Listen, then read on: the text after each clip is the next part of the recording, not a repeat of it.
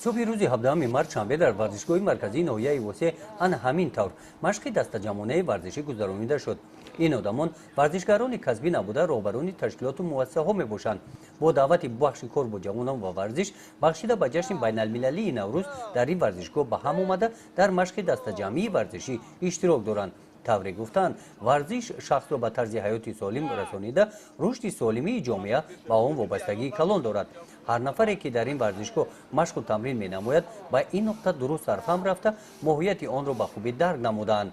طبق دستور رهبر دستگاه اجرایی پرزیدنت جمهوری تاجیکستان بخشیده به جشن نوروز بین المللی در قطار دیگر شهر و ناحیه‌ها در ناحیه وسه با اشتراک ساکنان ناحیه دو نوروزی هم در سطح بلند دایر گردید.